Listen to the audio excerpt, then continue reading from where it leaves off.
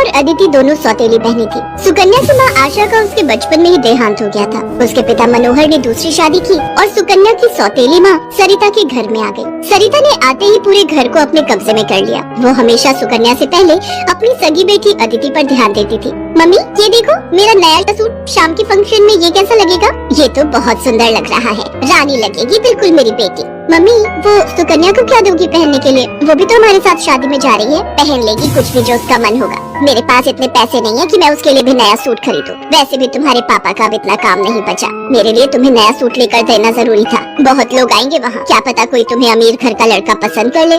अरे सरिता, कभी कभी अपनी बड़ी बेटी सुकन्या के बारे में भी सोच लिया करो। वो बेचारी भी तो शादी लायक है। बस आ गए अपनी लाडली बेटी के बारे में चिंता करने। पता नहीं कौन से मनहूस दिन मेरी तुम्हारे साथ शादी हुई थी। जब से आई हूँ एक ही नाम तुम्हारे मुंह पर चढ़ा हुआ है। देखती हूँ सुकन्या सुकन्या। अरे तुम्हारी दूसरी बेटी अदिति भी कुंवारी है, वो भी तुम्हारी ही बेटी है। उसके बारे में भी कुछ सोचा करो। मैं हूँ जो पैसे जोड़ जोड़ कर अपनी बेटी को सूट दिलवाए है। अब शाम को चलने की तैयारी कर लो, बहुत बड़े बड़े लोग उस शादी में आएंगे। ये तो मेरी सहेली पुष्पा की बड़ी मेहरबानी है जो उसने हमें एक कार्ड दे दिया, वरना हम गरीबों को इस शहर में और इतनी बड़ी शादी में कौन पूछेगा। मनोहर को पता था कि सरिता का स्वभाव बहुत ही खड़ूस है, इसलिए वो चुपचाप अपने कमरे में चला जाता है। शाम को सब लोग शादी के लिए तैयार होते हैं। अदिति बहुत ही सुंदर सूट पहनकर तैयार होती है। सुकन्या के पास तो कपड़े ही नहीं थे। अचानक मनोहर सुकन्या के पास आता है। सुकन्या बेटी ये ले, ये तेरी माँ की साड़ी है, तू ये पहन कर तैयार हो जा। देख कितनी सुंदर साड़ी है, मेरे संदूक में रखी थी, मैं वही ढूंढ रहा था और आज मुझे मिल गई। पिताजी ये माँ की साड़ी सचमुच, ये साड़ी तो बहुत सुंदर है। शुक्रिया पिताजी, आज आपने माँ की ये साड़ी देखकर मुझे बहुत खुशी दी है। हाँ बेटी, अब ये साड़ी पहनकर जल्दी से तैयार हो जा, देखना सबसे सुंदर लगेगी मेरी बेटिया। सुकन्या अपनी माँ की साड़ी पहनकर तैयार हो जाती है। सब लोग शादी में पहुँचते हैं। सरिता जानबूझकर अदिति को ही आगे कर रही थी ताकि वहाँ लोग अदिति को ही देखें। तभी एक बहुत ही बड़े परिवार के लड़के आशीष की नजर सुकन्या पर पड़ती है। सुकन्या बिल्कुल अकेली खड़ी थी। वो लड़का उसके पास आया और उससे बात करने लगा। हेलो, मेरा नाम आशीष है और आपका? जी मेरा नाम सुकन्या है। अच्छा नाम है आपका। वैसे आप यहाँ अकेली क्यों खड़ी हैं? चलिए ना, वहाँ डांस फ्लोर पर सब लोग डांस कर रहे हैं। आशीष को सुकन्या से बात करता देख सरिता आशीष के पास आती है। सुकन्या बेटा, तुम्हारे पापा तुम्हें बुला रहे हैं, इनके साथ अदिति डांस कर लेगी।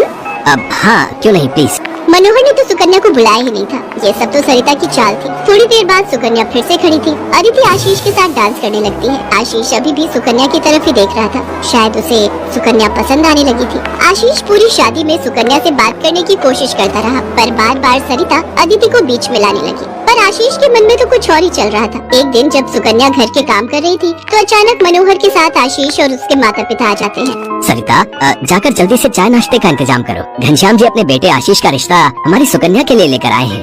क्या? सुकन्या के लिए आशीष का रिश्ता? ये कैसे हो सकता है? मनोहर की बात सुनकर सरिता चौंक जाती है। सुकन्या तो घर की झाड़ पोछ में मैले कुचैले कपड़ों में मानो ऐसी लग रही थी जैसे कीचड़ में कमल। वहीं अदिति सोफे पर आराम से बैठी थी। सब कुछ आशीष और उसके माता पिता के सामने था।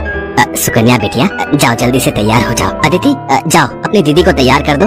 कोई जरूरत नहीं है तुम्हें उसे तैयार करने की। तुम उसकी नौकर नहीं हो जो उसे तैयार करो, अपने आप हो जाएगी तैयार। ये रिश्ता उसके लिए आया है, अदिति उसकी नौकरानी नहीं है। अंदर चल रही सरिता और मनोहर की बातें थोड़ी थोड़ी आशीष और उसके माता पिता के कानों में आ रही थी, इसलिए मनोहर बाहर आ जाता है। मनोहर जी, हमारे बेटे आशीष को आपकी सुकन्या उस दिन बहुत पसंद आई थी और वैसे भी हम आशीष के लिए लड़की ढूंढ ही रहे थे, इसलिए अचानक ही आपको मैंने फोन मिला दिया। मेरी सुकन्या तो बहुत किस्मत वाली है जो आप जैसे इतने बड़े घर का रिश्ता उसके लिए आया, वरना हम तो, मैं आपको क्या ही कहूँ। घनश्याम जी, आपने सचमुच मुझ पर बहुत बड़ा उपकार किया है। नहीं नहीं मनोहर जी, इंसान दिल से अमीर होता है। आपने अपनी बेटी सुकन्या को जो संस्कार दिए हैं वो किसी धन दौलत से कम नहीं।